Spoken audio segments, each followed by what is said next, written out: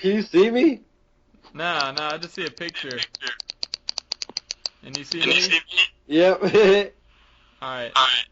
Well, cool. Don't stare at me. Alright, we got it. We got the pick. You ready to get this thing started? Okay, let's do it. Alright.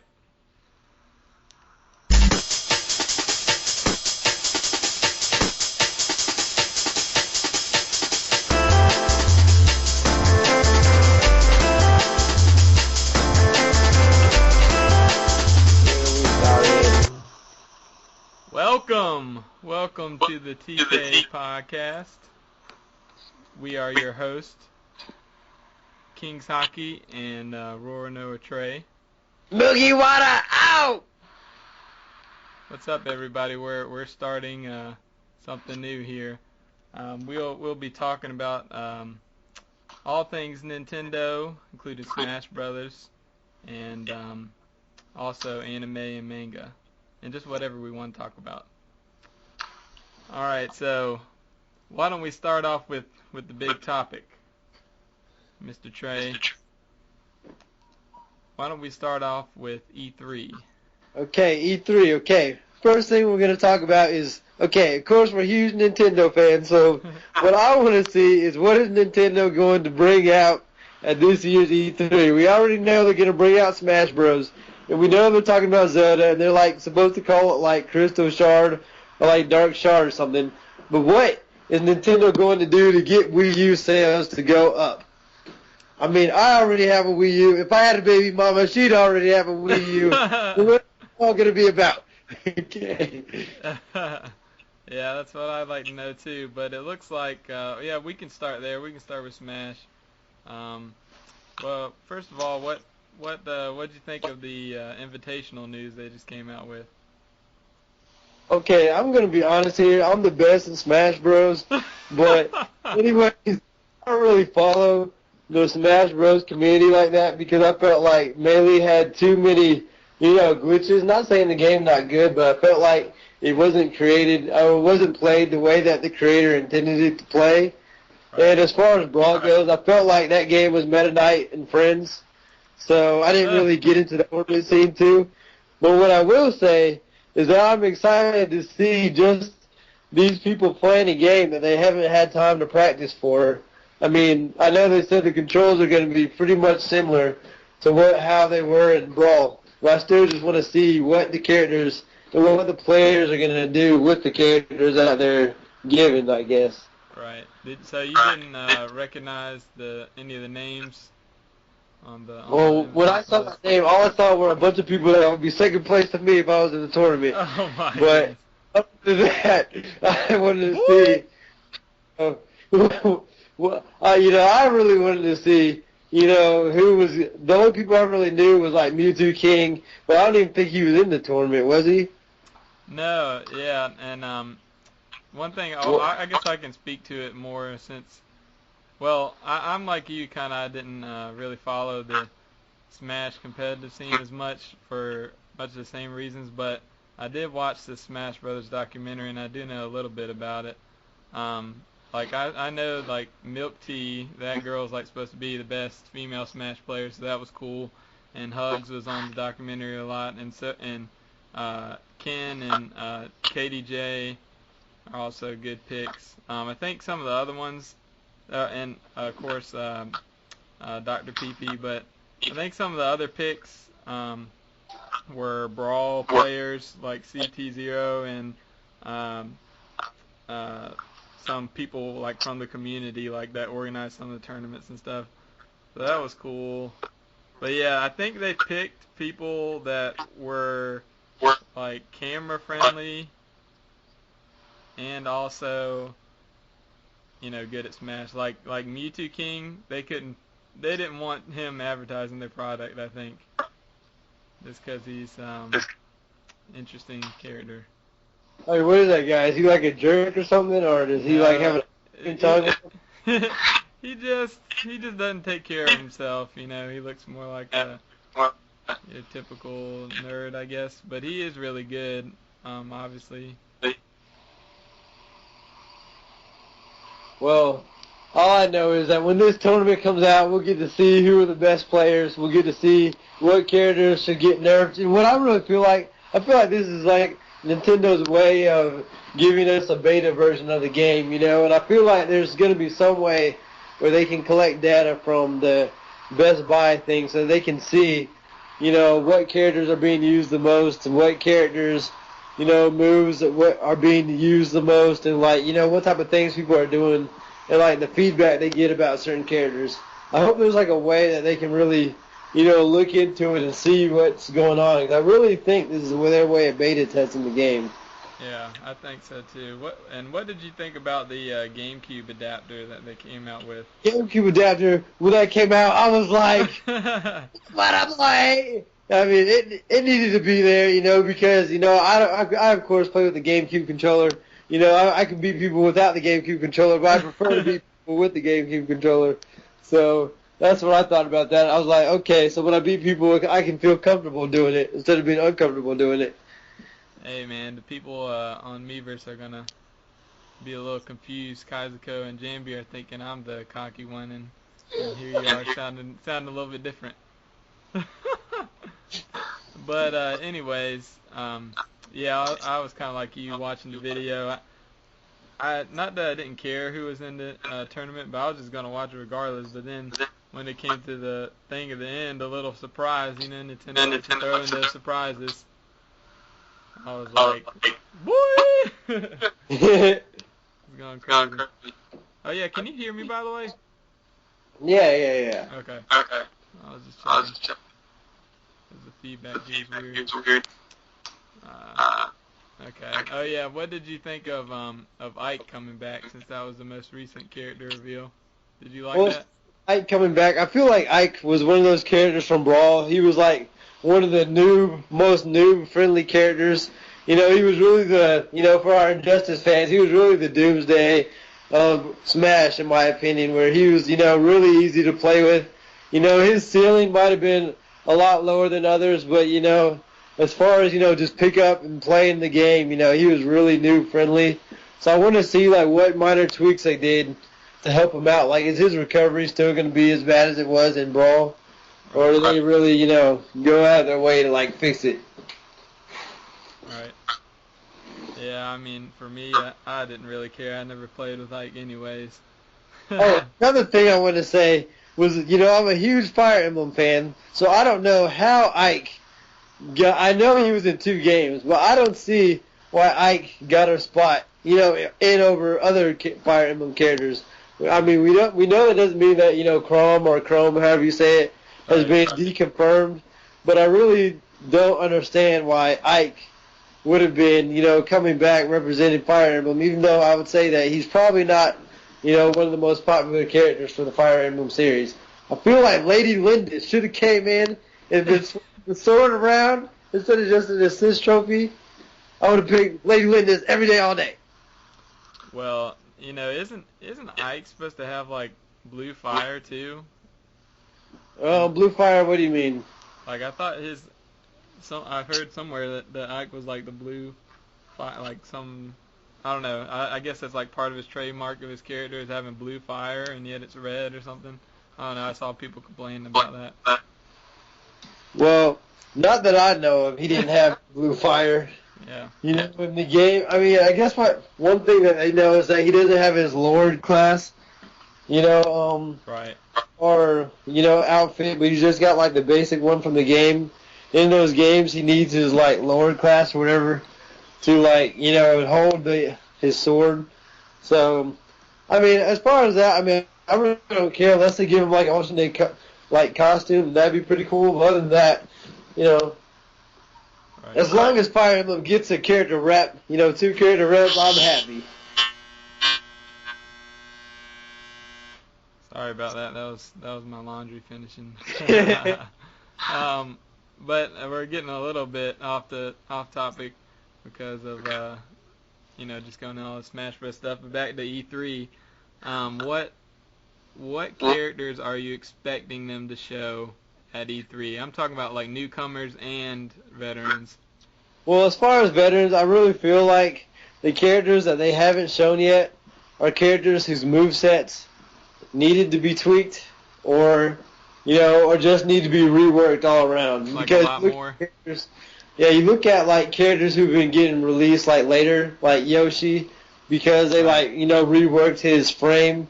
And you look at a character like Ike that maybe, I'm thinking that maybe they released him so late because they worked some stuff around. I feel like characters like Captain Falcon, whose moveset needs to be reworked because his side B was garbage. Right. And a character like, hold on a sec. Yeah, a character like Ganondorf, his whole moveset needs to be reworked because let's face it, it was garbage. Yeah. And we have another character like Wolf, and Falco. Falco's moveset, it was better. And I know. His moveset, but I really feel like it was necessary to not make him a clone of Brawl's moveset. I feel like his moveset might even be reworked again for, the Wii U version. Yeah. I feel like they're probably going to do something similar to Wolf, too. Because I think Wolf is... I don't think Wolf's coming back. Yeah, you broke up a little bit there, but you said Wolf's coming back? Yeah, I think Wolf is going to come back. And I think... the only character that I see at this point that have trouble returning is Ganondorf's old moveset, I would say. Yeah. Okay, well, so you think all the veterans are coming back from Brawl? I think all of them are. The only other character who I would say would be in jeopardy would be Lucas, because every other character, in my opinion, was different. And I don't feel like you should take out a moveset of a character that's unique. Yeah. Whereas Ganondorf, his moveset was pretty much a carbon copy, but the character himself definitely shouldn't be cut. Right. Well, yeah, what about Rob? Well, as far as Rob, I know we're not the biggest fans of Rob, but I still feel like you can't cut a character who's, whose moveset is unique. Yeah. Just because of the fact that you already made the moveset, so you might as well just leave it. Because like in the case of Mewtwo, you can't say he got cut, but his moveset spiritually lived on through Lucario, so... Mewtwo is coming back. Oh. I don't know about that. Too much Pokemon for me. I don't need any more Pokemans. Well, you know I love the Pokemans. But, alright, but what about the newcomers? Who's coming that we haven't seen before? As far as a newcomer, if I could just say that Sakurai trolled us and Lady Lindis, a.k.a. Lynn, is coming in, I would.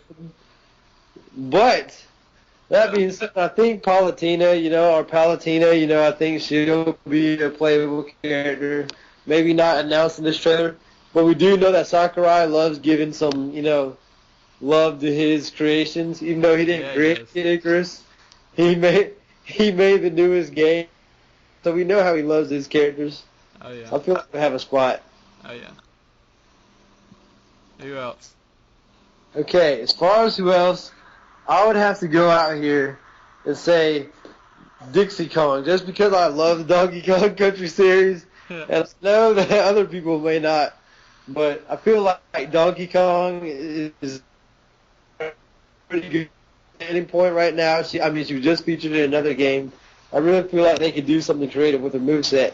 And we know how Nintendo's trying to push the whole girl characters now. I feel like that'd be like a great opportunity for them, for a character that's already had her own game too. So I don't know about that, man. I'm not a believer in the worth of Dixie Kong. Dixie Kong is awesome. Donkey Kong Country 2, greatest game of all time, confirmed. Let's go. No. But what about, you mentioned Chrom earlier. You think Chrom is coming? Well, me personally, even though I'm a huge Fire Emblem fan, I haven't played the newest game yet because I sadly don't have a 3DS yet. I'm still waiting to pick that up along with... Looks like we got Space Invaders here. Yeah, okay. we got another Space Invader from the laundry. I don't know about Chrom. I've tried to stay away from spoilers of the game, so I can't really say one way or the other. Right. But he looks like, if he looks like he might be a lightweight, speedy character. So if anything, he'd be like a mixture of Ike and Marth, kind of midweight. Whereas I consider, Marth to probably be a little on the light side as far as quickness and speed. Right. So maybe he could be in between, but honestly, I don't know enough about the character to say. Well, I agree with. I don't agree with Dixie. I'm sorry, but I agree with Crom and Palutena. But what about the two big questions? I already said I think Mewtwo's coming back. Oh, Mewtwo needs to stay wherever he went for Brawl. He needs to stay there. No. Take away your bias. Take away your bias from Dixie, okay? No, that's not. No, she is not an important enough character right now. Mewtwo does not need to be in Smash again. Mewtwo is in Smash, and his name is Lucario. All right. Well,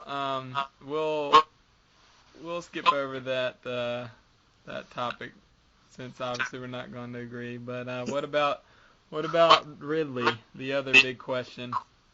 Well, me personally, the Metroid series, I was never I didn't grow up with that series, although I have. Anybody that's, seen some of my postings from Miiverse can see that I played and beaten Super Metroid, but obviously I played it years after the game came out. Yeah.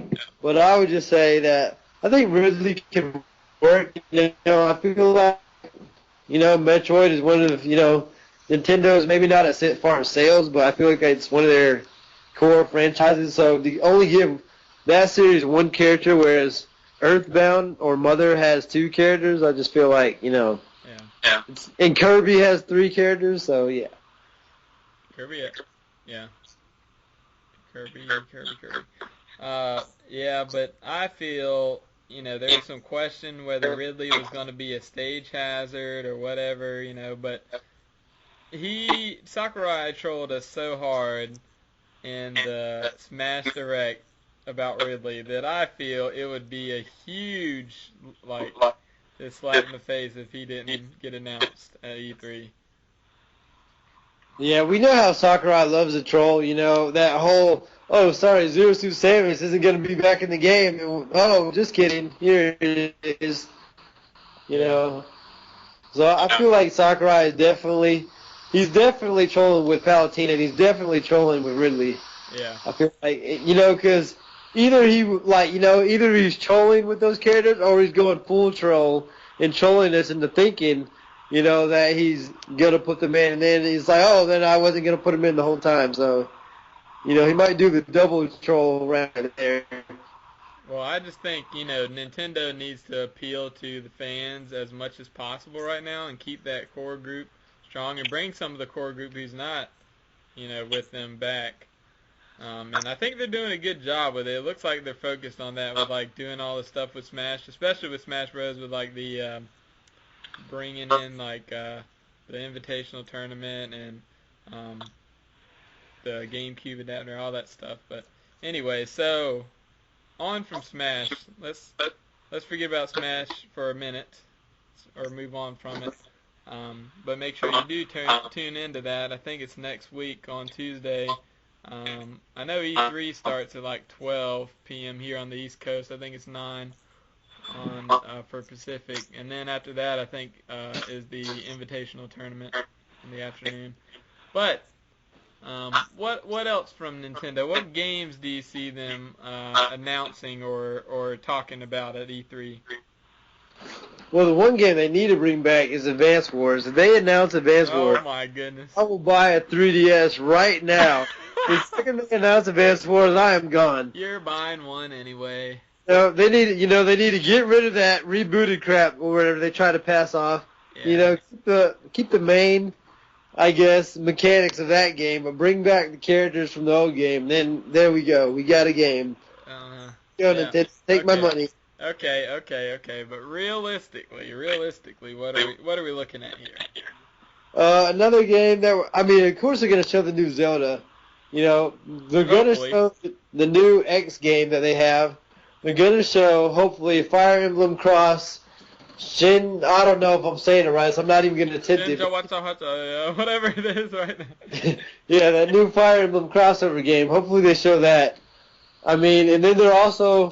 Who knows if they'll show another Mario game because, maybe around this time, Last year, or the last time with E3, when I wasn't expecting a Mario game, they showed Mario Galaxy 2. So who knows what that team that created Super Mario 3D World is currently working on.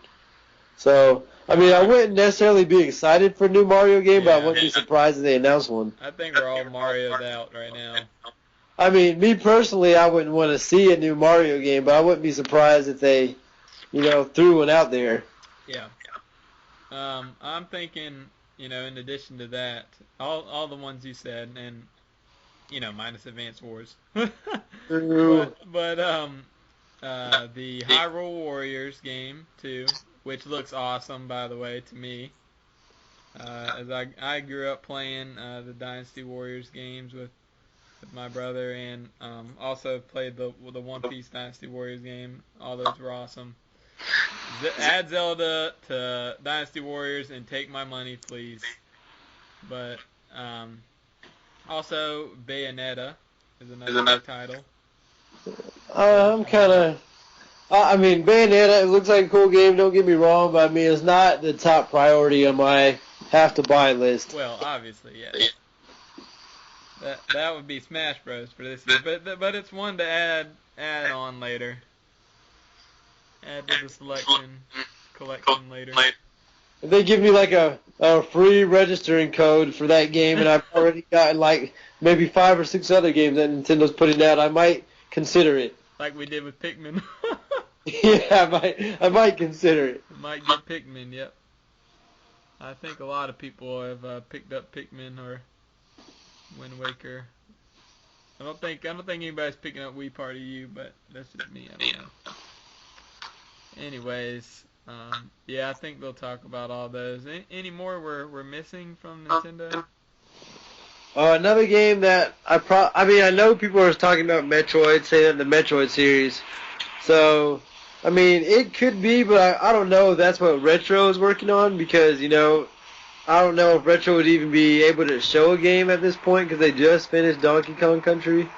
Yeah. So, and we know that they didn't even release that they were even working on Donkey Kong Country till it was maybe I'm wrong, maybe a year out from release. So yeah. I don't know if Retro would have anything to show at this moment, if they were working on Metroid, that is. Yeah. Yeah. Well, obviously the big one is Smash Brothers. We talked about that a lot. Why don't we? Anything else you want to say before we wrap up the Nintendo segment, or the E3 Nintendo segment? I will say this. I will say that they need to put out Advance Wars. Advance Wars needs to be heard. If you love Advance Wars, you need to shout it out with me, brothers in arms, that we need more of Max, we need more of Andy, we need more of Sammy, we need more, we need more of all those characters. Let's go.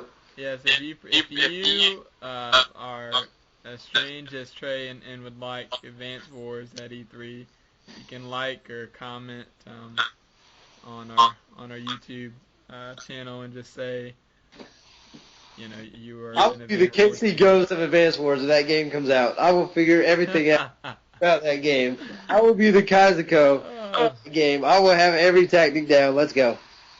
All right. So let's move on to our next segment. We'll be doing a weekly podcast if everything goes well. And one of our weekly topics we like to talk about is the One Piece chapter, since we're both huge One Piece fans. And if you're not a One Piece fan, first of all, you should be. And second of all, you can check it out online. Probably just search One Piece, skip through the bathing suits, look for the anime. and it's a shonen anime, so if you like Naruto or Bleach or Dragon Ball Z, you probably like it. Even if you don't, you probably like it. But I will warn you, once you get into One Piece, you will probably start to have less appreciation for other shonen manga and anime like Naruto and Bleach. It is on a little bit of a different level. It's the One Piece curse. But spoilers are incoming if you have not read the past chapter of One Piece. All right, so let's get started. What did you think of this last chapter? As far as this last chapter, I gotta say I was happy because we had more Zoro moments, and I'm a huge Zoro fan.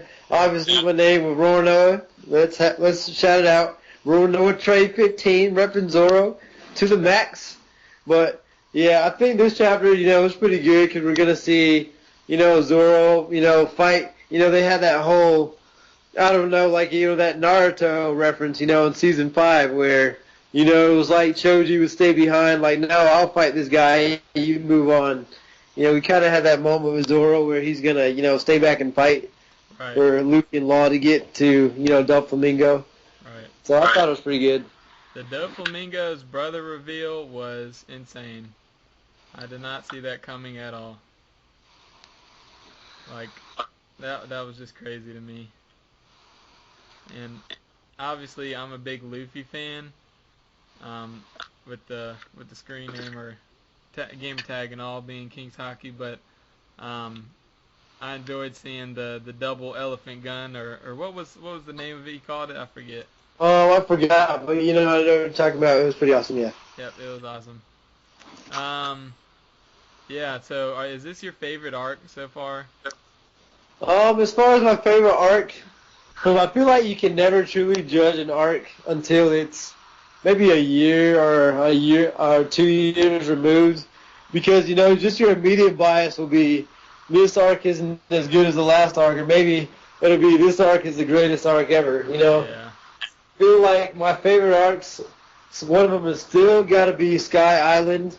I feel like I don't know what it's called, the whole Impelled Down. I guess if you would put the whole arc together, Impelled Down in the whole Marine World. I would say that it would probably be up there with those, along with Enies Lobby. I feel like this arc, it started out with the whole tournament vibe, and now what it's turned into is, as far as right now, I'll probably put it at the top. But later down the line, I'd have to, just make sure my immediate bias didn't kick in somehow. Yeah. So you have that feeling that this is one of the best arcs. Yeah. Oh yeah. Yeah, this is I think the same thing, and it's currently going on the anime as well as the manga, the Dressrosa arc, and it's really good. And I'm also wondering how they're going to beat Pika, although it showed he has some kind of weakness in some part on his being that he can actually be hurt. I think was it like a little a smaller version of Pika popped out of him or something? I think that he might actually be the actual man, Yeah. The other one was just more like a projection. Right. Of his powers, I guess. Right. Kind of like with dude, what was the guy's name from what was that arc called? The whole zombie arc. Man, I can't remember his name. I'm talking about how his whole shadowy type thing. Yeah. Gecko Moria? Yeah. I think his powers might be similar to that. Yeah. But if you like One Piece, let us know. Let us know your thoughts on the recent chapter.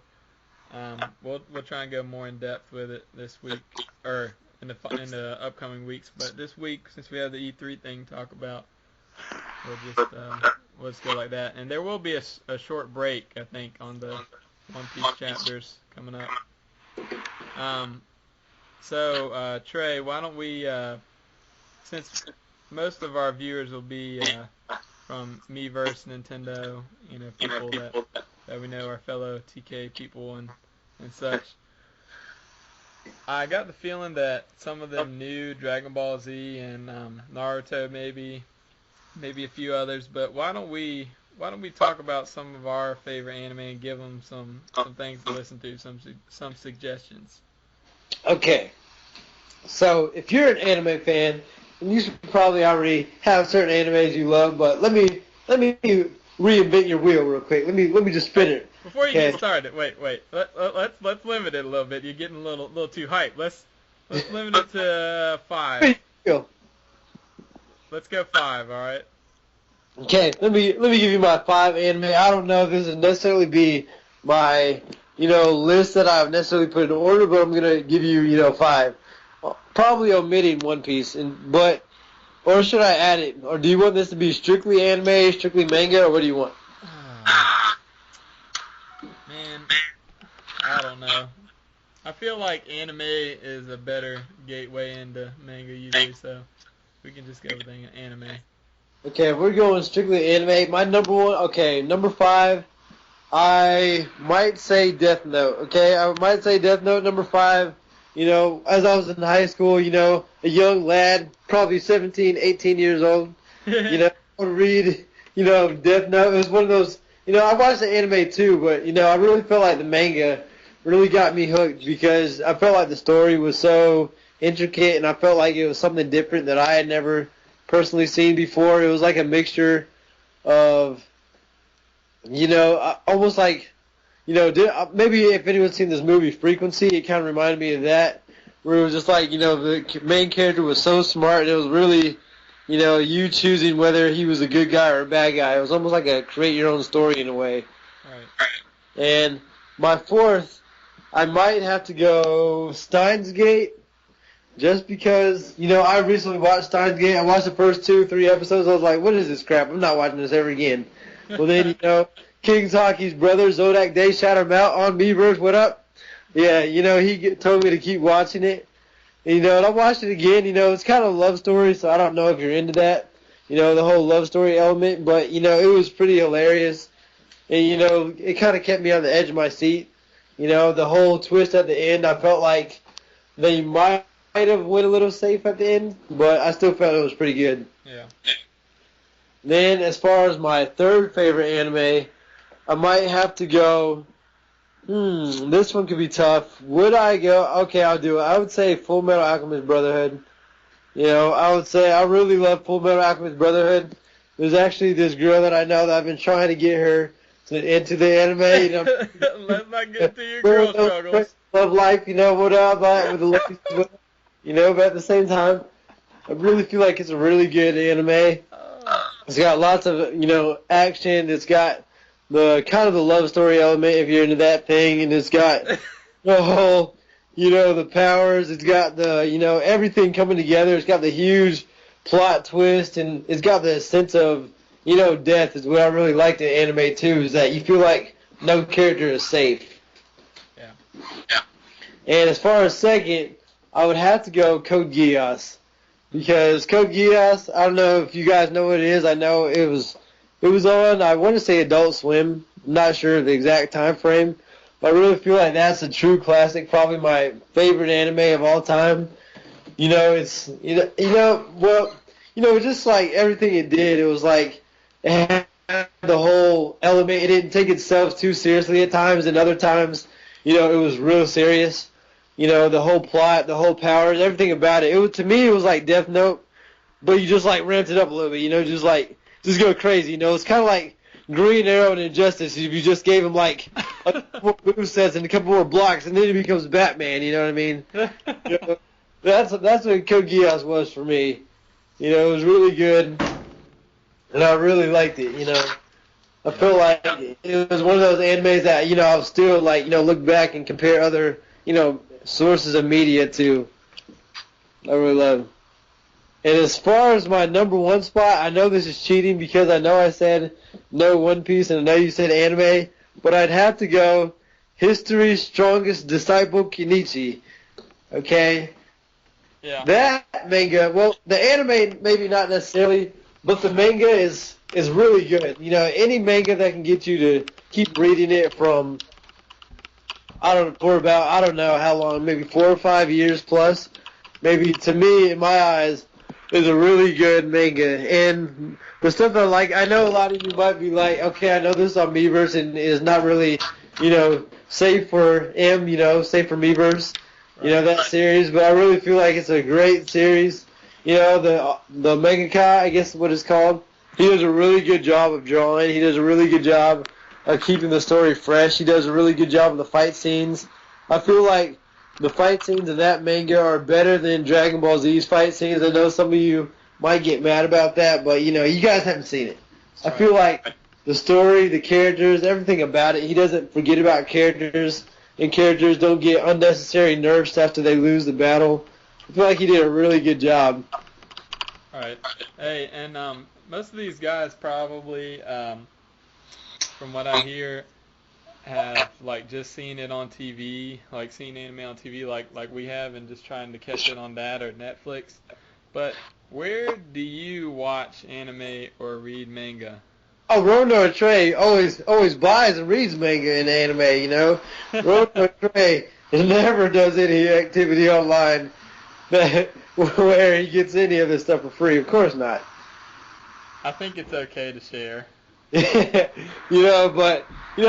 if I was one of those individuals, I would probably go to kissanime.com because I feel like that one has, I feel like it's really good because it all has it all on one screen, so you can just scroll down. Of course, there's Manga Stream, but that's you can watch it on your WiiU too.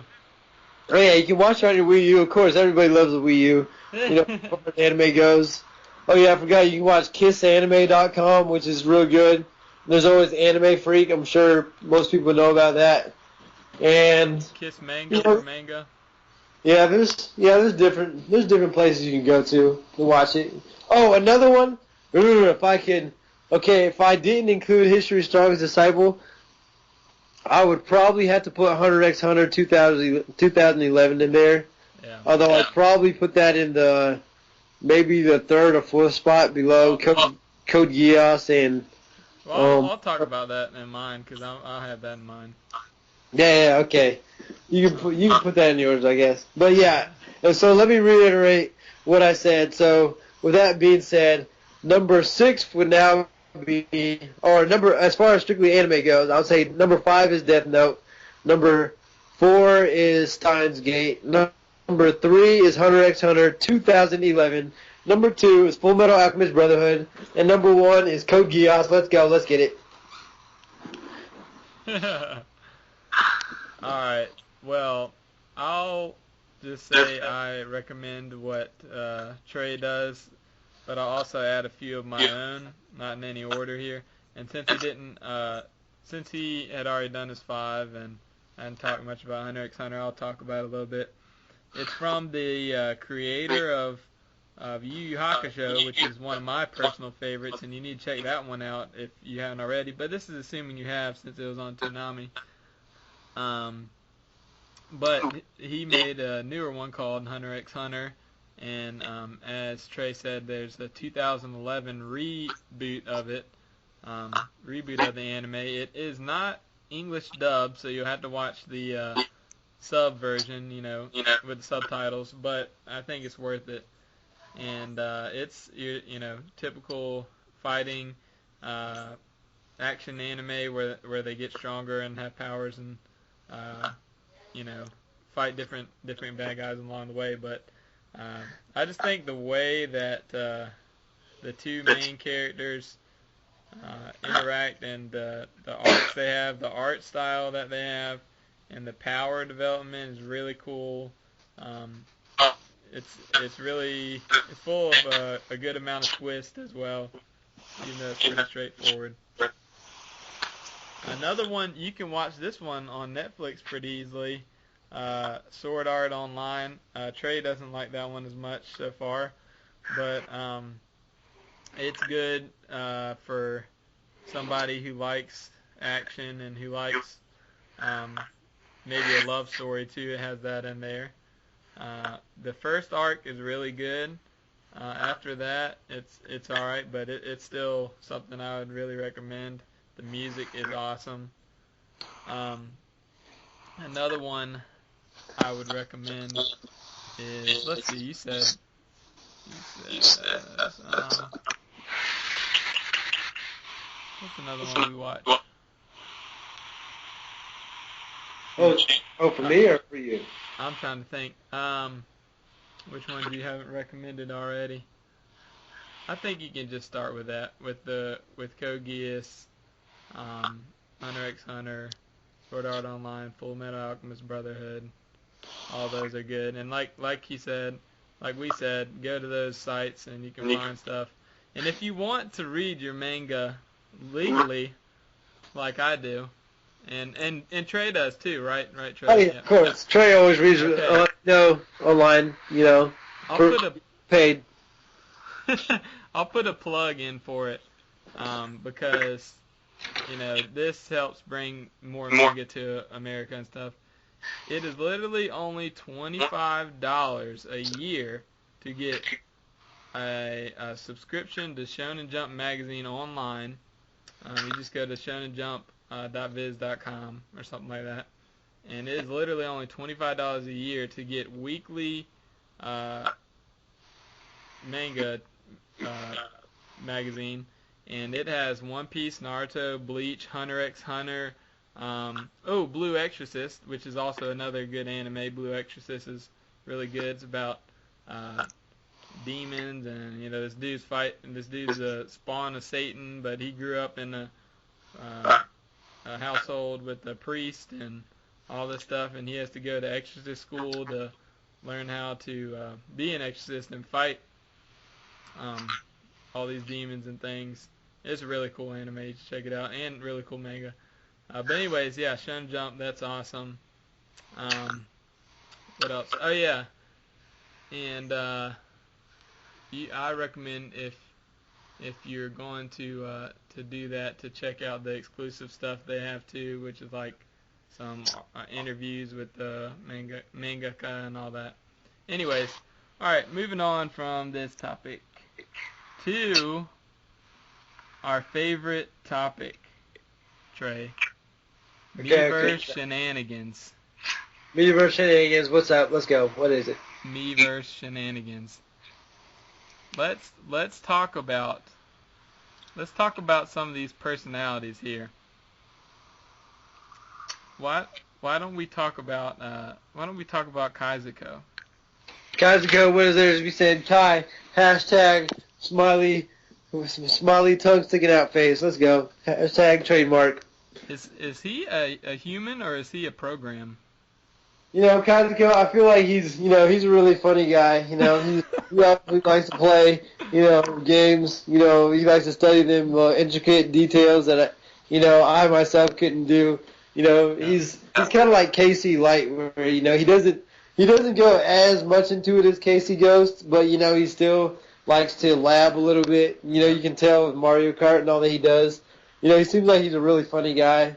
I hope we can get him on the show sometime. To get him to talk about what he likes and all that, because he seems to be like a sage as far as everything Nintendo or gaming goes. Yep, Kaizuko Fighter on Miiverse, he's awesome. Shoutouts to Kai, and shoutouts to Jambi for whooping us in some Mario Kart. Jambi's another one of those guys where he's really laid back. And his injustice demeanor. You can tell that he knows combos and stuff like that, but I guess it's just he doesn't really have like a cutthroat personality to him. So sometimes when he should advance, he just kind of sits back. Right. And sometimes when he should sit back, he just advances. But I think it works for him in Mario Kart more, because Mario Kart is a game where sometimes you could either take it easy, go for the risk, or you can just just kind of like I feel like he's one of those guys that doesn't take too many risks. Whereas I feel like it helps him more in Mario Kart than in fighting games. Yeah. Yeah, definitely some interesting personalities. Me and Trey like to troll a little bit, but fun. Trey never likes to troll. It's all about KingsHaki trolling. Big personality for me. Yep. Some people even think we're in arguments. We're enemies. Hashtag DJ. Hashtag multiple personalities. Hashtag mini email accounts. Let's go. Yeah, DJ's an anomaly. He's an enigma. He's some kind of like Will Boo said, he's like the Injustice little brother. He's like always around. Hey. But he can draw though. However, if you want, if you need someone to draw, like an 8-bit Kirby for you, he's the man you go to. He drew an awesome Ares Kirby for me, but I think I'd give it a yeah on there, but I don't think he saw, or I guess I didn't because he said I didn't, but I don't know. Anyways, yeah, I agree. He's cool. He's crazy. He's a character for sure. Yeah. What else? What else do we want to talk about here, Trey, with regards to Miiverse Shenanigans? Oh, I was gonna say, were you gonna talk about the most what anime we thought was overrated, or did you just want to go on one anime, or should we just make a top five, or should we just save some anime for later? Oh, do we want to talk about that subject? Yeah, let's go for it. Let's go for a big hitter day one. Let's go. Oh boy. All right. Well, hold on to your seats and hold on to your feelings. We might hurt them. Yeah, we might hurt them, like a down one poke ice arrow. Unless you're a hot girl, of course, and you just poke back. Just remember, this is after viewing and reading One Piece. If you haven't done that, then probably don't feel the same way. You are now entering spoiler territory, so don't come up to me and tell me, oh, I didn't know this about certain anime yet. We're just assuming that you're, somewhat up to date and said anime or said manga, so you're just going guns a-blazing.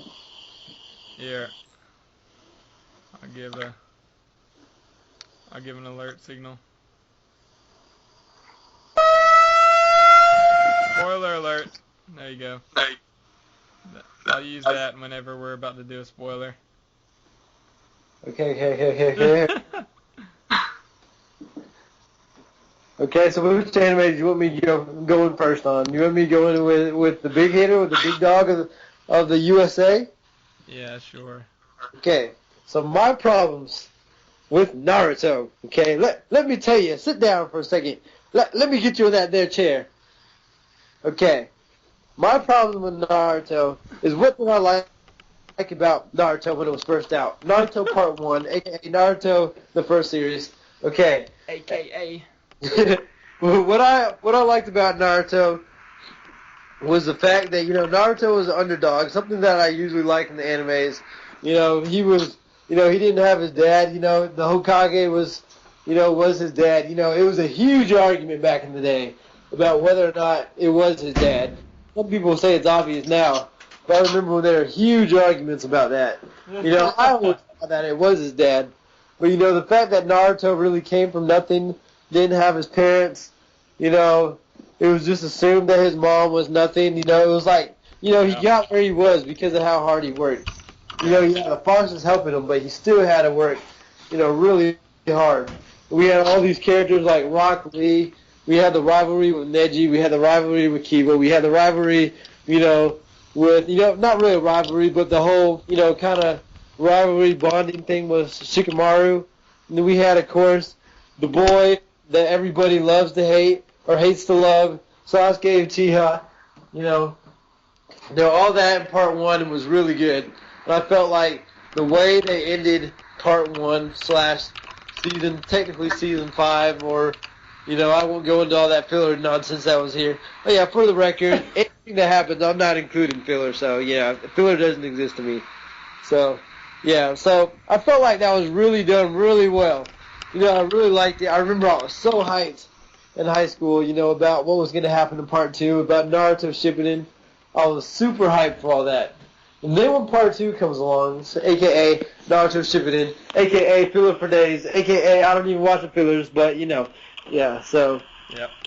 I felt like one of the issues they had was that it stopped being a show about ninjas, and it became a show about Super Saiyan lights. All these people that were like the light versions of Super Saiyans. You got Naruto, who's pretty much a Super Saiyan now. You got, it's not even what it was in before. I feel like, to me, the last fight that truly felt like it was two ninjas was, some of the stuff were like a Sasuke versus Itachi. To me, right.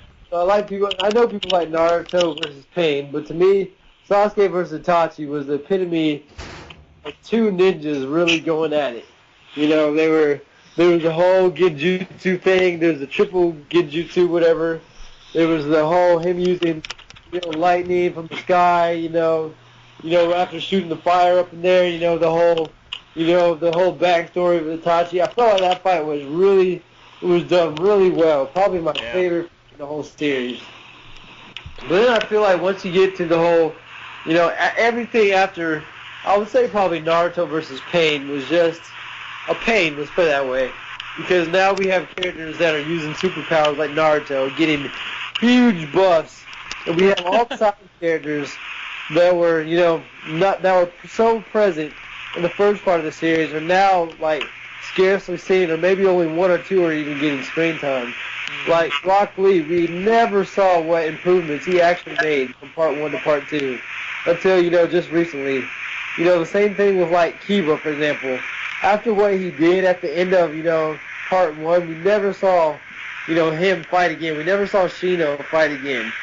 We never saw these characters develop. The only ones that developed was like Sasuke and Naruto, and how they never truly gave, Sakura development. They told us she developed, but they never showed it. They told us how she got stronger, but she never actually used it. Because the whole Grandma Chiyo thing, I mean, come on, don't bring that up, please. Don't bring it up. I hate you. But it's like that person that picks Scorpion in Injustice and then tries to justify it by the fact that he uses combos, Kyle B, what up, okay. Yeah, you know what I mean? That's how I truly feel about it. Shout outs to Kyle B / hashtag Scrub Nation, hashtag, yep. Hashtag, you can't beat anybody except with Scorpion. That's just how I feel about it. Okay, but back to Naruto. Yeah, I think, the lack of support characters, or, characters in general aside from Naruto, the lack of, like, continuity and story, it's like, once they got past to the arc where they brought everybody back from the dead, it was painful to read, because they would bring back people from the past that you sometimes that you'd never even seen before. They'd have to tell you who they were, and then they'd kill them in one chapter. It would be utterly worthless. So you're just going through waves of basically backstory and filler that didn't matter that much, or just like bringing back old storylines of Naruto and stuff, and then like doing it like, over and over again just to kill them off again. And then they finally get to the main bad guys and they draw it out as long as possible. And it's just, it's painful to read for me right now. Let's not even talk about Bleach, though. Oh yeah, we can say Bleach for another day, because I still have a lot going on Bleach. Yeah, we'll talk about, this might be our official anime overrated anime. Or we might do hate session. Different things with games too. We might do that. Let's not call it a hate session. Let's call it a truth session. Let's put the feelings out there. What up? Shout out Kyle B. Just put the truth out there. Nothing but love, but truth. Yo, Trey, I'm getting a lot of static from you, and like you're like sounding a lot lighter than usual. Like not coming in real strong. Okay, is this better? Can you hear me? A little bit. It's still not much better. Okay, hold on. Trey was sitting here browsing the web, trying to look for some more info, so he didn't have to ask Kai for all the info, Yeah.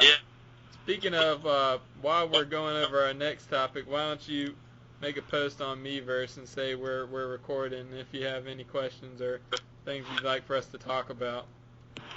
Okay, you want me to post this in the Miiverse, chat, or where do you want me to post this? Just post it in the Injustice forum, and, all the people who follow us anyway will see it. Okay, let me put this out here. Okay. Let me do the Miiverse fam a favor. Yeah, please. Oh yeah, about my comment earlier. I love you, Kyle B. We're buddies. We're cool. I'm just picking on you because of Scorpion. You'd probably be all right with some other characters too if we tried them. But anyways, do we want to talk about Injustice, since that's kind of where our little very, very small community came from? We got together. Do we want to talk about Injustice, like tier list, or Injustice past battles and shenanigans and interactions with people in Injustice, or what? What do you think? Okay, what were you saying there? I was reading some Miiverse Shenanigans here, so yeah. Yeah, what do you think about talking about Injustice? You want to do that? And you want to talk, since we kind of came from there, you know, like all the TK thing, all that? What do you want me to talk about? What do you want me to talk about? Well, do you want to nerf some characters? Do you think we could talk about just like the top Miiverse, or not Miiverse, Injustice personalities we met, like some of our favorites, some of our favorite stories or something from our time playing Injustice? Okay, my favorite is anytime it would be, you know, me versus, you know, some of my favorite people to fight against in Injustice. I would say, you know, if I had to make a top 5, you know, 5th place, well, would probably, okay, hold on, I'm going to have to collect my thoughts, you know, just like I'm collecting some arrows, hashtag arrow, hashtag, Oliver Queen, hashtag, fail this city. You know, hashtag Stephen Amell, okay, you know, let me like, get my thoughts together. Okay, if I had to make a top 5 list of favorite people to fight against, number 5 would probably be, okay, let me just put the 5 together. You know, I can't put them all, but one of the tops would definitely be Smuckles. You know, everybody, you know, knows Smuckles. Doesn't say much. You know, I feel like every time I fight Smuckles, I feel like that guy, you know, I feel like he's really a machine, you know. Do something with Batman. You know, Batman, I feel like he definitely needs to be nerfed, you know, not trying to, like, hate on Smuggles. You know, I feel like he knows deep down that Batman needs to be nerfed for our version. But, you know, I just still feel like it's, you know, fun to fight him because he'll do something and I'll just be like, okay, so, you know, he'll kind of expose your tendencies. You know, you'll find yourself doing something a lot and then he'll make a read before you even do it. So you're like, oh, I shouldn't do that anymore, you know. Like, oh, okay. Let's be real. The Batman bats expose your tendencies. Yeah. I mean, it's definitely, you know, definitely the bats are a problem too. You know, I feel like Batman beats Green Arrow up close. Batman beats Green Arrow from afar. Batman beats Green Arrow with, you know, interactable. So it's definitely an uphill battle. You know, but you know, it's still just fun. You know, just fun to fight him. Even when we were like doing Nightwing versus Batman against each other, you know, it's still pretty fun. And then another character, you know, that I love to fight against would have to be, I know he's not on anymore, but some of you probably remember Last Life. You know, he was one of the guys, he was so patient. You know, he would, you know, he picked Sinestro, and he would just never, you know, just do anything stupid. You know, if you beat him, it was like you beat him because you beat him. You didn't beat him because he made a mistake. You beat him because you beat yourself, or because he just, you know, I mean, you didn't beat him every time, so. Yeah, well, you picked the counterfeit character Ares, you know, everybody's favorite counterfeit character. Hey, I just pick who I pick, man. Hashtag low tier. Yep. And then, you know, Last Life, you know, you weren't going to beat Last Life by, you know, hoping he would make a mistake or, you know, catching him off guard. You know, you pretty much beat him because you were just better at that game. That's how you're going to beat him. Another character, or another player that I really like playing against, well, I actually hate I love to hate this guy. Well, you know, I hate playing him, but, you know, it's fun to play him at the same time. But I kind of hate playing him, too. But it'd be the Tizzler. The Tizzler, to me, you know, he might be listening to this, but the Tizzler, to me, is so annoying. He's pretty much, he plays almost exactly the opposite of how I play. You know, we're like the exact opposite, but at the same time we're so similar. Whereas the Tizzler loves to do setups and he loves to use dirt with his moves. And I'm one of those people that doesn't really use setups and doesn't really do dirt. I just pretty much rely more on the fundamentals of the game, whereas the Tizzler is going to try to overwhelm you with, like, you know, just Green Lantern dirt with Zod dirt, or just with dirt with any character, you know, just try to mix you up, confuse you. Dirt. So yeah, just throw something out that you've never seen before. You're like, what did I even get hit with? Like, am I not allowed to block that? Am I not allowed to? You know, he's one of those people that, you know. But I feel like we really have a fun time playing each other. Where, he'll have a huge lead and I'll come back and barely beat him. I'll have a huge lead and he'll come back and barely beat me somehow. It's just, we kind of go back and forth in that way. So, it's fun to play him, but at the same time I hate fighting him because this is the style he plays with. And because he beat you bad. He doesn't beat me bad. He'll be on, if he's listening to this and he comments, he'll know that he does not beat me bad. No, I'm not saying I beat him bad either.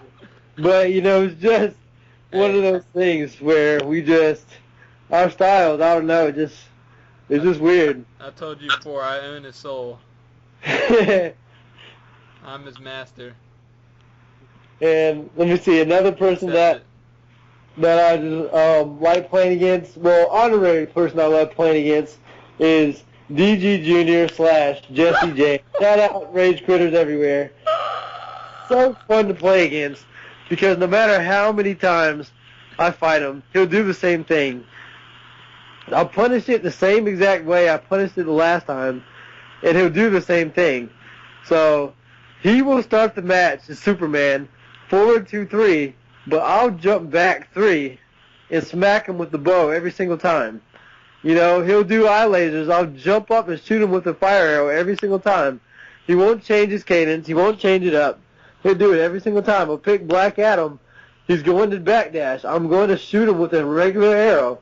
He's going to shoot lightning at my feet. I'm going to jump up and smack him. Every single time I fight DG Jr., the guy does this. One time he actually counterpicked me with Scorpion. As soon as the match started, he teleported. He got a down 1 arrow to his shin, and then he teleports again, and I do the same thing, and then I get him in the vanilla green arrow combo of, side 2, down 1, overhead 3. He got hit by it, immediately rage quit. It was probably not even 10 seconds into the match. That's awesome.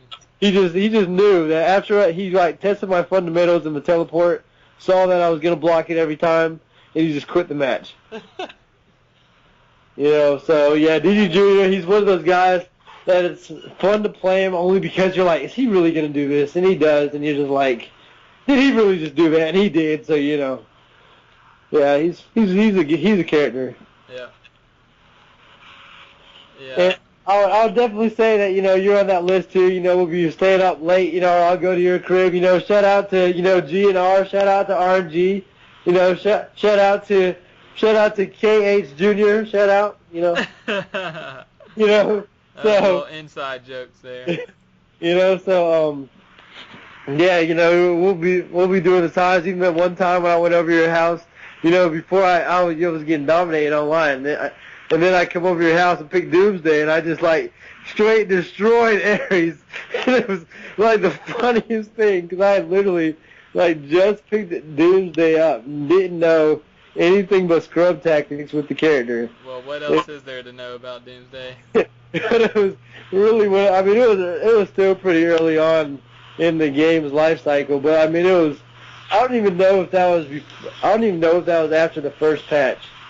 But I just know it was just extremely funny. But, there's a bunch of moments we've had in that game where it's, it's too many to name, just one. So I feel like, those are the people that really have a fun time, fighting against an injustice. And if those people were gone, it'd kind of be, no point, in playing injustice. Shout out to Jambi and Casey Ghost and, Kai too, even though I don't really fight Kai that much. And a huge shout out to Jose Luis or to Ask Luis or one of those guys, whichever one picks Superman. And they both do. There might be another one too that I'm forgetting, but yeah, the guy. Oh, and big shout out to Eugenio too. This guy will pick. You know who he is. Let's say it, everyone. He picks Fortress of Solitude, backs up, down 2, interactable every time. No matter how many times you shoot him, he's going to do down 2. It doesn't matter if you get a perfect on him or not. He's going to sit there and press down 2. So shout out to Eugenio. But yeah, with Luis, yeah, it's funny. I'll fight him and I'll beat him with Green Arrow, and then he'll just kind of stop picking Superman. He'll go to a different character. But he's still fun to play against. All right, let me get in here. Let me get in. Let me find out. Let me find out. Wait a second. All right, I'm gonna take a little bit of a different direction than you did, and I'm gonna talk about just some of the like. You can add into if you want. Just some of the iconic moments we've had, like Philly Jason. Philly Let me tell Jason. you about this kid Do you named Philly even Jason. combo? Hashtag do you even combo? Hashtag do you even use a different character? Let's go. Philly Jason. I think Casey Ghost took him under his wing a little bit. I don't know if you felt sorry for him or whatever, but Philly's the man. Philly's hilarious. He would play me and Trey with Raven and immediately jump in with Raven kick and jump to let's go Raven. What's that? Jump to Raven. Let's go. Yep, Egg Boy style swag. All right, but yeah, I mean, like, what can you really do about that? Especially when you're just getting into the game. So Trey shared with me that he was counter picking him with Sinestro. So I just did the same thing. So it was funny because I just do Fear Blast, he just do Fear Blast or whatever. We both did the Philly, and he'd get upset, and he'd be like, "All right, guys, are you gonna change your character?" And he would rage quit, sit there at the screen forever, and he would have his King of the Hill lobbies packed with just him sitting there at the top beating everybody and everybody worshiping him. And then he would be like, I would get in there, Trey would get in there and get to the top, and he would be like, "All right, well, I'm not going to play this guy because he's a cheater, and I'll just sit here and wait. I'll just wait for him. I'll just wait for him right now," and he'd count down the whole character select screen until it was over, and then he'd leave the room and cause it to, like, just disband completely. So then you had to chase him all over the place if you wanted to actually play him. But shout outs to Philly Jason. He's awesome. You're my hero. Shout outs also to oh shoot, what's that guy's name? Mr. Stay Down, Mr. Bruce Stay Down. What's that dude's name? Mystic Sean. Mystic Sean. He's my boy too. He would just go, "Ow, ow, ow, ow," and scream the whole time you're fighting him. And he'd be like, and one time he was laughing so hard and he was about to beat me, and then it didn't happen for him. And Trey can share his story with Mystic Sean. Oh yeah, Mystic Sean, what is there to say? You know, Superman, hashtag dash, air dash, or we got Sinestro, hashtags shoot shots, you know, no blocking, or we can say Batman, hashtag no combos. Let's go. Yeah, tell me about that one time he beat you though. Okay. On one of these rare occasions, this guy just happened to beat me. Yeah. And let's say I was picking Batman, you know, I was just playing Batman, and he was picking Superman, and then he beats me, and he's like, "Stay down, Bruce. Stay down, Bruce. Stay down. Stay down, Bruce. Stay." And then, you know, it went off the match, and then I pressed ranked, and we're fighting again. He's like, "Oh, Bruce, what's up? You're back, Bruce." You know, and then I just, you know, I think I was still picking Nightwing at the time, and, you know, it was a terrible matchup versus Superman. I might have even been picking Lex, too, so I just had no one to really counter Superman at that point, so all I could pick was Batman, and, you know, of course, I never really laughed with Batman. My Batman's still in scrub mode, pretty much, you know, so, you know, I think I still beat him that time. He had nothing to say, you know. Just playing, I was just spamming. But I'll say, to wrap the Injustice section up if you want, just some, you know, I enjoyed playing a lot of the people Trey mentioned, including Trey. It's awesome to play him in every game and all that. You already know that. But Kaizuko, when we get to play, it's fun. You seem to play Mario Kart a lot more. Maybe you're out of school now or something. But Bambi is always fun. See, now you get to return the favor and beat on me in Mario Kart. Casey Ghost, it's always fun. Well, I won't lie, it's not fun. Taking a beating from you, but yeah, I wish we could play offline so I could do a little bit better at punishing some of those small windows on Hawk Girl, and also I wish I didn't have to play Aries versus Hawkgirl, but Shazam worked out a little bit better. But since we're moving on from this game, probably, as far as playing online, shout outs to you for helping everybody out on Injustice and for teaching us all a lesson and all that. And I won't give a shout out to Smuckles just because me and him have a rivalry and it's fun that way. Hashtag beef, hashtag open personality versus closed personality. Let's go. Yep. He thinks, well, I will say this to Smuggles. If he really thinks he can beat me in Smash Bros., Trey already knows what's going to happen, but if he really thinks he can beat me with whatever his Pikachu or whatever he thinks he can use, yeah, bring it on, buddy. I'll beat you water type versus electric type with my Greninja swag. Let's go. Hashtag the beef is real. Hashtag the beef needs to be grounded. Unground the beef. Unground it. We don't even know what kind of beef we're talking about right now, but it's there. It's raw. It's bloody. Alright. So cool. Anything else you want to say about Injustice? I just want to say that Injustice, the community has been fun. The community has, been ever growing. We need to all stay in touch. Kazuko, Jambi, Smuggles, Kyle. Let's give out some shout outs to people we forgot, yeah. Egg Boy, DJ, anyone else I'm forgetting of, the Gamer. Will Boo. Yeah, all those guys, shout out to them. The TK crew, let's get it. Let's go. Yeah. Our new recruit, Alejandro. Alejandro. All right. Hashtag racist. All right. Yeah. Just kidding. All right, but we think you're awesome, Alejandro. I was immediately willing to accept Trey's request that you be added and all that. You seem like a pretty cool guy, He lost a couple of times and didn't get salty about it, because, some people, they'll lose and they'll get mad, I picked Wonder Woman against the Green Lantern just to test the matchup, and never again, let me put it that way, never again. Yeah, be part of the core. I got put in some serious dirt right there, and never again. Yeah, Green Arrow for him. Hashtag Stephen Amell. Yeah.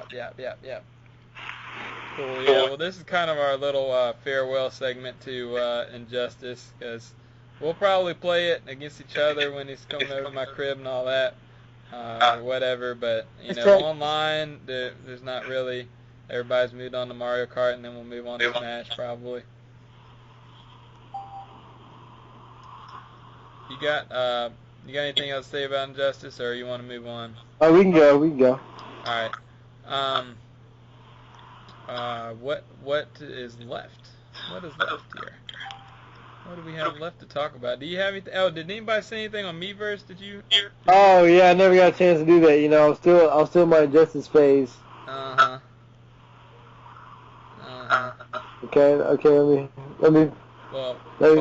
Okay. Do you want to do it, or should I do it? What do you want me to ask here? Just ask if anybody has KingsHaki and I are recording our first episode right now. Do you all have any topics you would like us to talk about?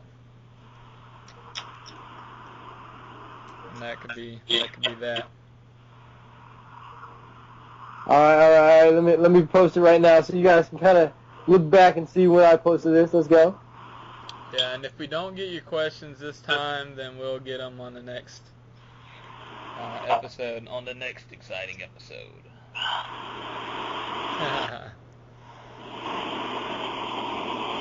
All right, let me put a little smiley face so you guys know I'm all about friendliness. I promote friendliness, not violence. Yes. Hashtag for the people. All right. In the meantime, while we're waiting for people to answer questions and stuff like that, let's talk about just fighting games in general. Okay, what do you want me to talk about? You want me to talk? Because I'm not I'm a huge player of the game, but I don't actually play a lot of the game. But one thing I do like about fighting games, about footsies, of course, and pokes. You know, like the mind games that go in it. Let's You give. know. Hey, why don't we do Okay. this?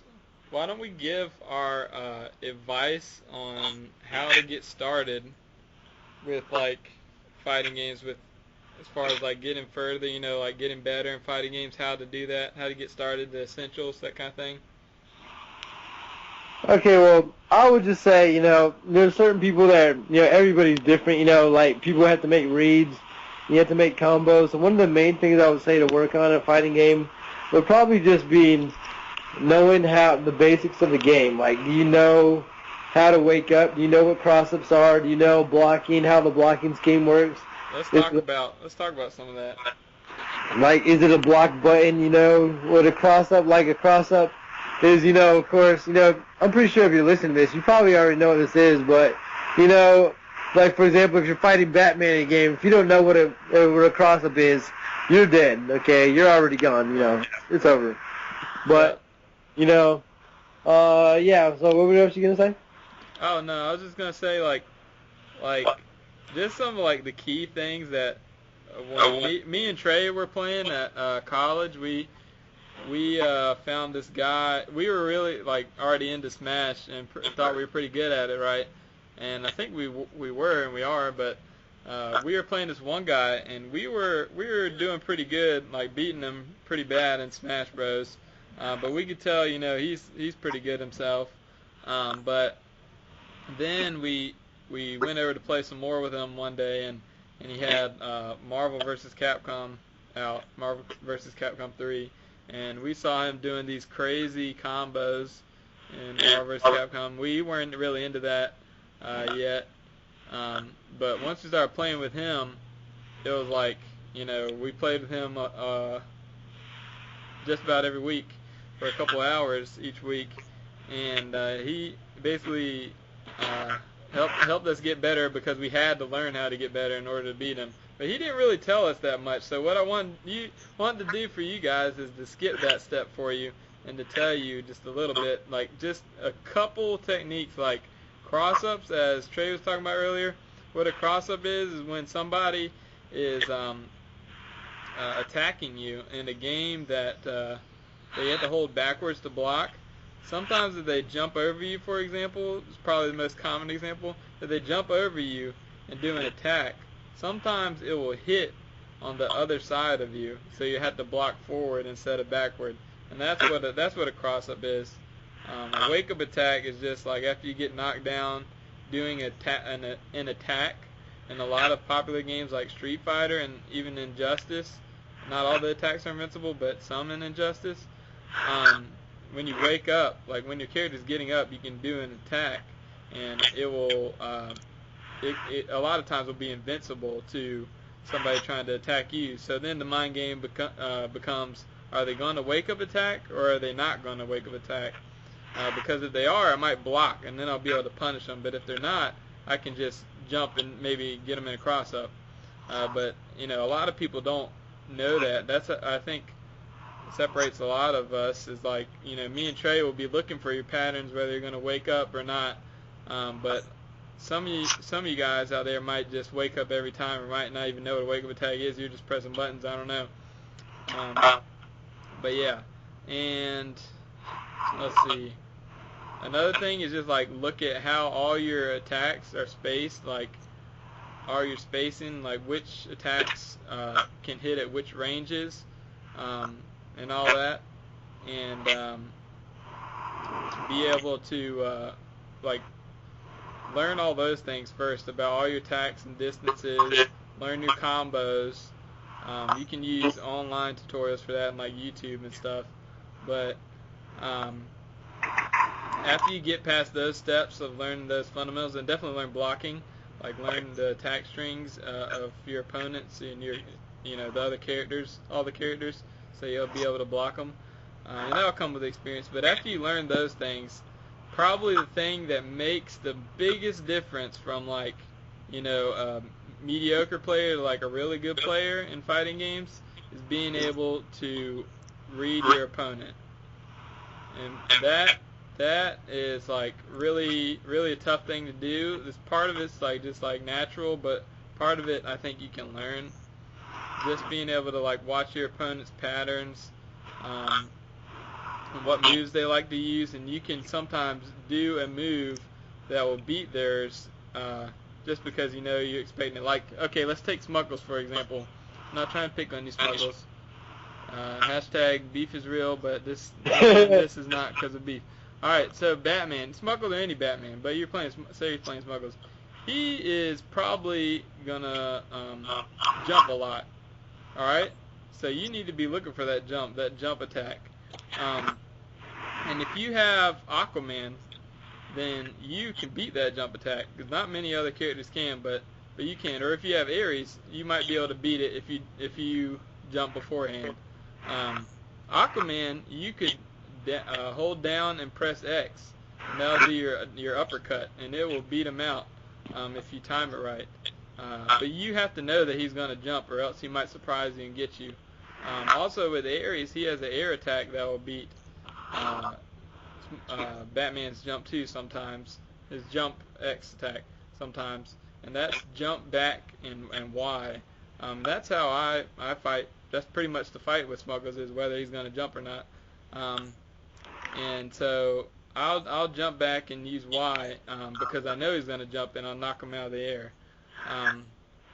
But it just reads like that. Like in DG Junior, you know, if he has Black Adam has a great backdash, so he's going to use that backdash. So after he does the attack string, he'll just backdash and he can get out of everything.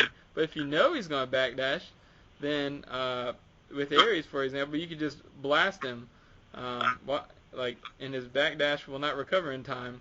Or you can dash forward and then jump and go for a cross-up or an attack and chase down the backdash. So there's options. So that's just a little feel. Make sure you look at those things if you're trying to learn. If you have more questions on that, since I've already gone on long enough, you can just ask us on Miiverse. We'll answer it. Me and Trey will talk about it. And obviously, you know, we'll probably move on from Injustice a little bit, but if you do have Injustice questions, we'll answer those too. Okay, and also, not surprisingly, the first comment on the post was Kazuko. And so what he said was that he wants us to talk about how Mario Kart 8 is the best version. And he said, you know, he pretty much, said, with a non-existent variety, you know. And so he just wants us to talk about how it's the best version. Me personally, I feel like Mario Kart 8 is the best version, except for one thing that we can all agree on, the battle mode. Battle mode is terrible in this game. I literally played it one time. I went in there, I was like, 12 people. Okay, I know they said the battle mode feels like it's an empty space and all that, but, you know, there's 12 people on here, so, you know, it's going to work. I literally went around for probably 2 minutes, and I didn't see anybody. And then I had an item the whole time, and then I see somebody, I'm like, yes, he has an item, I have an item. So I threw a green shell at him. He threw a green shell at me. I missed. He missed. And we just kind of, like, stood there because there were no item boxes around. And so we just kind of, like, you know, we rammed each other, and we just kind of, like, both looked at each other and was just like, you know, well, I can't hit you and you can't hit me, so, yeah, I just, like, drove off. He drove off, and I saw nobody, and I just quit.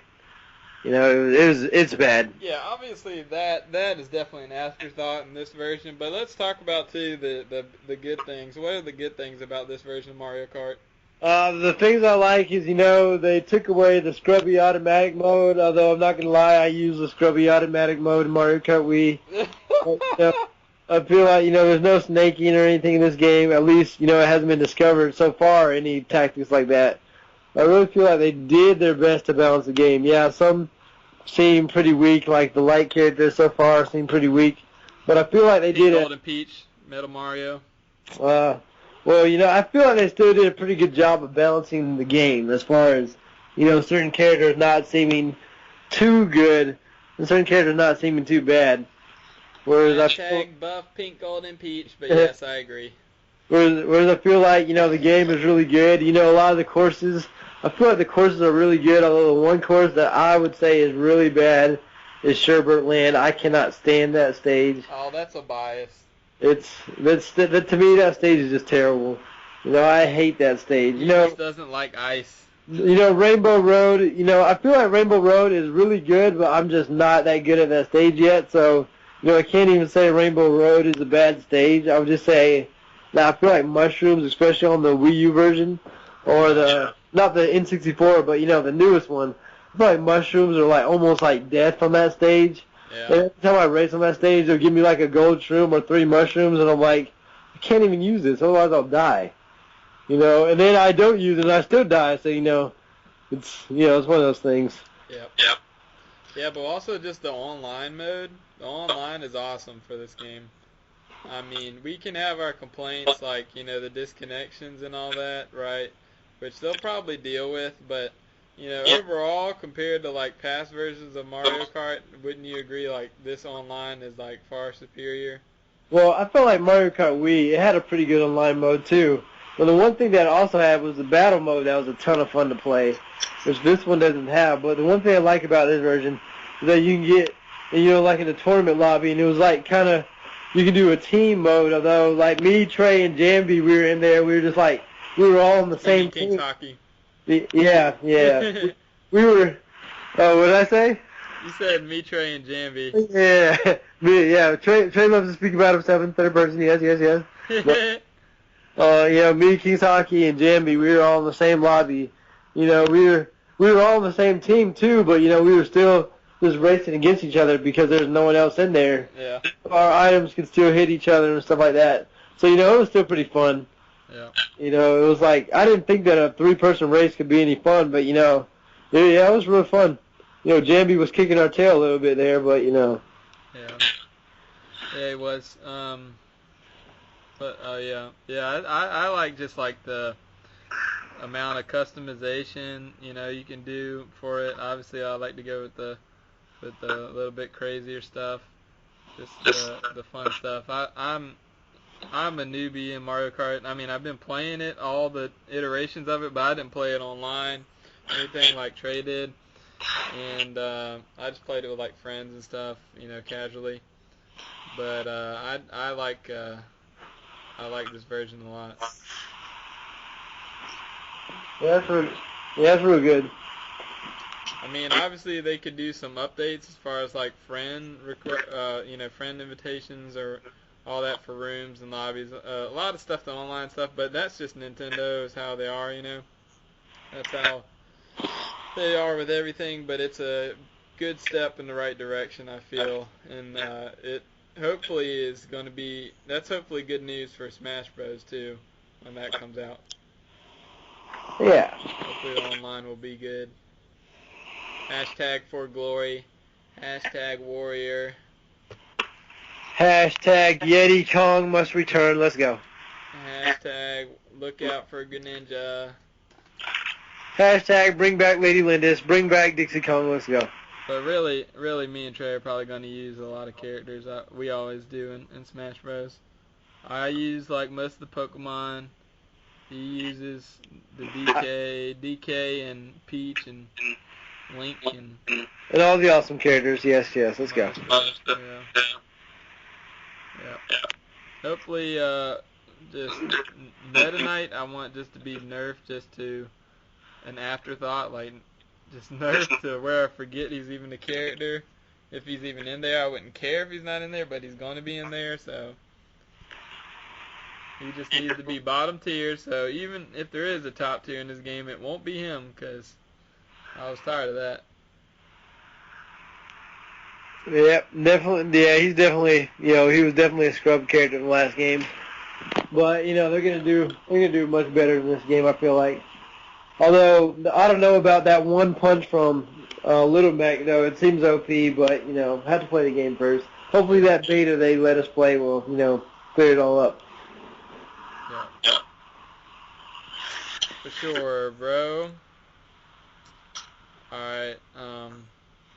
Anybody else comment? No, I don't see any here. I'm looking at Miiverse. Oh, you just asked.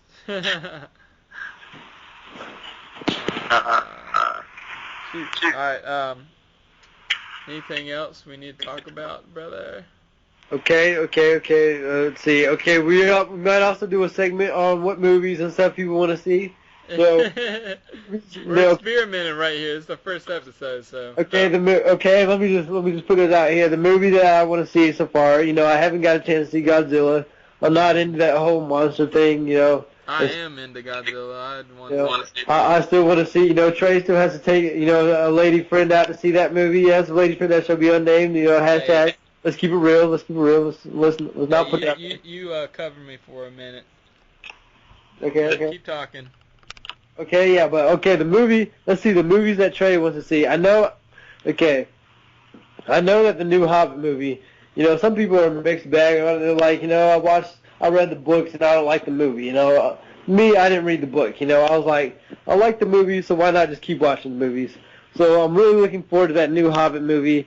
I'm really looking forward to that new Planet of the Apes movie. I felt like the first one was a really, really good, I guess, exposition type story for what's going to come, and I really liked it. I watched that movie, I got it on Redbox. I was just expecting, this is just gonna be a trash, over, hype movie. I watched it, I was kind of blown away. It was a really good exposition movie in my opinion. And another movie that I really need to see is X-Men. I wasn't really a fan of the first three, but I felt I had a mixed bag about First Class. I felt like they did some really good things. I felt like some things, to me, weren't done, let's say, as great as I liked them to be. As far as a little bit of predictability, in my opinion. I felt like it had some of that, and I felt some of the stuff was maybe forced. But, overall, I felt like it was a, pretty good movie. And so the second one, I've heard some mixed bag things about that one, too. So, I'm looking forward to see that movie. I still have not seen Winter Soldier. I've heard that's a movie that I really need to get onto.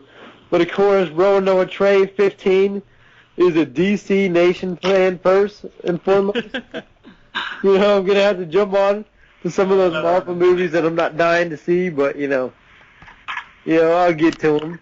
Alright, so what movies did you, just tell me what movies you already listed. I said Planet of the Apes, I said the new Hobbit movie, and I still need to see Captain America, the Winter Soldier. Did you see X-Men yet? No, I haven't seen that movie yet.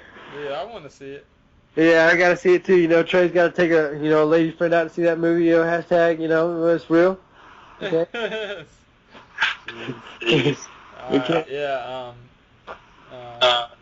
What else? Oh yeah, I did see Captain America: Winter Soldier. It was real good. There's a lot of definitely some good fight scenes and stuff. Of course, I'm with Trey. Trey converted me to the DC side, so. Let's get it. I'm waiting on that Man of Steel 2, bruh. Oh yeah, that's another thing we can talk about. Trey is a huge DC Nation fan. When I saw Man of Steel in theaters, man likes to speak of himself in third person. when Trey saw Man of Steel in theaters, okay, what I saw was I felt like a lot of the exposition in the beginning was pretty slow. Because I've known the Superman story forever. I've seen it a billion times, so it was kind of slow. The whole Lois Lane going through stuff, it was good, but I felt like it was slow. The action, however, was off the charts. I know a lot of people are hating on it, saying, oh, Superman wouldn't do this and all that. Well, okay, we get it. This is a beginning story. That Superman is not what we want him to be just yet. So it's kind of like a beginning story. He can get to that level. But, I felt like it was a really good story, and maybe showing why he doesn't want to kill and showing why, he wants to protect people because, I know a lot of people are saying that Zack Snyder only added that in afterwards because of, the way the first movie went, of all the killing, all the cities that got destroyed. Yeah. But I really feel like, even though that might be the case, I feel like that was really, a good problem to have, that he can use that in the second movie. And as far as, Ben Affleck, I didn't really, he wouldn't be my first choice to play Batman, wouldn't be my second choice to play Batman, and he wouldn't be my fifth choice to play Batman. But, I feel like, as long as it is, again, I have to roll with it. Heath Ledger wouldn't be my first or 100th choice to play Joker, and look how that turned out. Yeah. And as far as Wonder Woman, as far as WW, as far as WW, as far as double U. Double W's. I would have to say the casting as far as that, I don't know what to tell you because I haven't seen the Fast and Furious movies. You know, I'm just not a car guy. You know, I'm just not. You know? You don't know about Miss Godot? Let me tell you. No, I'm just joking. I don't know either. No, you know, Gal Gadot. She. When I first saw the pictures, I was like, okay, who's this? Who's this Victoria's Secret runway model, and how is she gonna break her ankle? You know, she like takes a step. You know, she's pretty thin. But as they showed more, Trey likes it with a little more meat on there. I was like, yeah. But as I saw her, I was like, this could work. But she's got the whole exotic accent going on. Trey never complains about an exotic accent. And then she also, has some military training. And so, she seems like she's up for exotic accents because he only likes exotic things. hey, Trey doesn't get into all that, but... Alright. Okay, but, like I was saying, she seems like she really wants to get in the fight scenes. She seems like she wants to do some work as Wonder Woman. She's not going to be there just to be a pretty face. She's going to be there to, actually fight. Whether she can act, I don't know, because I haven't seen the Fast and Furious movies. Things about her being just a typical, I guess, girl in an action movie where she's just a pretty face that's on the screen and one-linerish and just like that. I feel like she needs to have more to had to get her own movie, because I would want to see a Wonder Woman movie. Just because Wonder Woman has been like one of those characters where she's kind of like a mixture of Batman and Superman. I mean, I love Batman, but I've always loved both.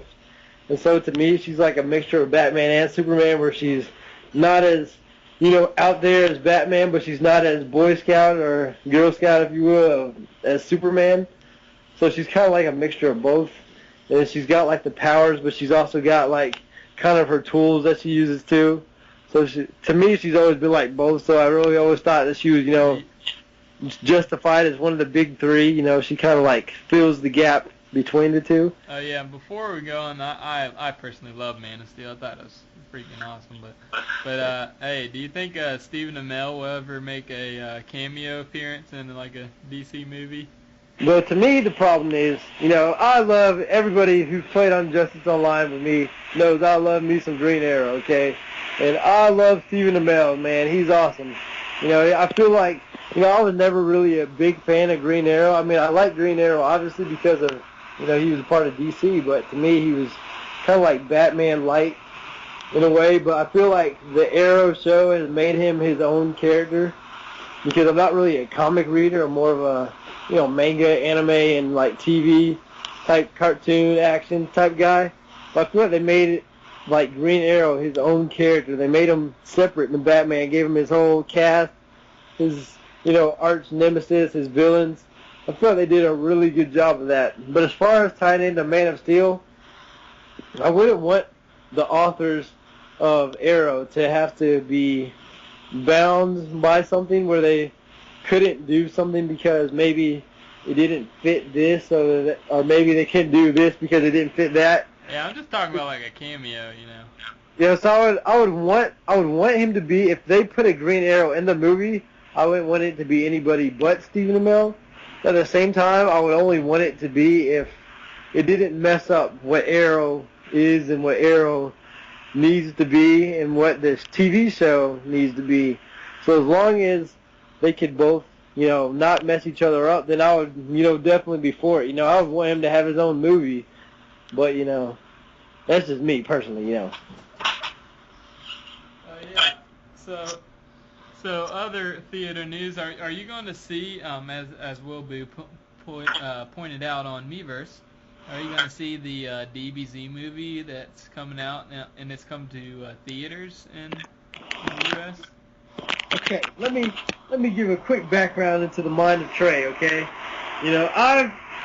I, as much as I dog Naruto, the reason why I dog Naruto is because it was my first anime. Some people would be like, how can that be? Well, yeah. I'll say that, I didn't get into it because we didn't have cable at the time. And so when I first got into anime, I had watched a Hashtag military. I had watched a couple of episodes of DBZ, but never in order, so none of it made any sense. Yeah. And the episodes that I really caught were the episodes where there was absolutely no fighting going on. So, it just so happened that would only be the episodes I'd ever watched. Yeah. And so, to me, DBZ never really caught me. But when I watched Naruto, I started with the Chunin exams, and I would eventually go back and watch it. But to me, it was, really awesome. So, to me, DBZ doesn't have that place in my heart that it has. You're saying no. But, so what I would say is no. Yeah, I'm probably not going to watch it in the movie. No, I'm going to drag you to it. Yeah. If I'm dragged to the movie theater, Trey might just have to bring a lady friend too. Let's get it. Dude, I'm sure. Accent. Let's go. I'm sure both of our ladies would like to see DBZ in theaters. I'm sure. Yeah, totally. Especially if it's a new one. A new prospect that you're talking to. I'm sure they would like to see DBZ as a first. I was thinking more of like a little, it's a bro thing. Hashtag TK Crew. Hashtag. Let's go. Yeah. Yep, but dude, I'm definitely gonna see it. It's me and my brothers, especially me and the brother that is closest in age to me. Grew up on DBZ. Fell in love with it. Fell in love with anime that way. So yeah, I'm definitely gonna see it. In theaters here. But I'm also going to get the One Piece Film Z movie that's coming out later. Because you already know how I got that One Piece collection stacked up over here. Funimation dub swag. Let's go. Yep. Let's say, dude, I don't know. You might be jealous of what I got going on over here. I got the One Piece collection thing going on. 1 through 9. That's right, I got 9 that just came out. I got my DBZ entire collection here. I got WiiU Hakusho entire collection. I got all kinds of stuff, man. All kinds of stuff going over here. But I'm sorry, Miiverse. I'll just have to stay a Miiverse personality. You might never get to come over to the crib, but you just gotta know so you can be jealous. Yeah. Let's go. But other movies, what about that Guardian of the Galaxy movie? Yeah, to me, like I said, I'm not like a huge Marvel fan, but to me that movie looks like it's going to be Did you talk about that while I was gone? Oh, no, I didn't mention that. I forgot all about that movie. But to me, that movie looks like it's going to be another hit for Marvel, Yeah. I'm not like a huge, like to me, like when I see a Marvel movie, I don't just jump out. If DC puts out a movie, I got to go see it. I don't care if it's trash. I'm going to go see it. Yeah. But with Marvel, I got to be like, that's why I haven't seen The Winter Soldier yet. Even though I know it's good, it's like, I got to find time to see it. But, with like DC movies, I'll find time to see it, Yeah. But with me, Guardians of the Galaxy looks like it's going to be a hit. With me, that movie is named Rocket Raccoon, okay? Because just like we were talking about that guy, I was talking about that guy earlier that trained us sort of in fighting games. He would always use Rocket Raccoon on his team before the top tier teams came out and he switched over. But that's another story. Anyways, Rocket Raccoon is crazy in Ultimate Marvel vs. Capcom. And I also know Nova from that game. So I'll go see it because of that. Yep. I love the smell of napalm in the morning, or whatever he says. Yep. Yep. Yeah, the movie, it looks pretty good, not gonna lie. Oh man, yeah, and yeah, I just saw it at as an aside here at a anime convention me and Trey just went to. I saw a character from that green girl. Oh yeah. Yeah, there was a lady dressed up like her. It was crazy. Oh yeah, I didn't see her. Yeah. Anyway, all right. So we got anything else from the Miiverse crew to talk about here? No, nothing else has popped up. So we gonna wrap it up. We gonna dish it out. Are we gonna wrap it up? Are we gonna do it? Are we going through? How long has that been? How long have we been going? We're running at hour and 45 right now. You think that's enough for the brand new series here for the first episode? Yeah. I mean, we can wrap it up unless we got something else to talk about. We can just save it for the next episode. Although the next episode will be E3 heavy. You know, it could be reactions of what we just saw. Yeah. This episode's we're recording on Tuesday, but we'll probably wait to record till after E3 since it's such a big thing, and that's going to be next Tuesday. So we'll probably record like Thursday or something. Yeah. All right, Trey, you want to let them know where they can find you on Twitter? Alright, so let me check this out. Y'all can find me at RoronoaTrey 15 on Twitter, and if you don't know how to find me, just find me. Let's go. Alright, and you can check me out at Kings_Hockey on Twitter, and follow us. Find our YouTube channel at the TK Crew on YouTube, or whatever I decide to name it. I think that's the name we're going with, but I'll put it on Miiverse, or you can just look up like TK Podcast and you'll find us. Alright, and with that being said, we're out. Alright, boy, peace. Peace. Look at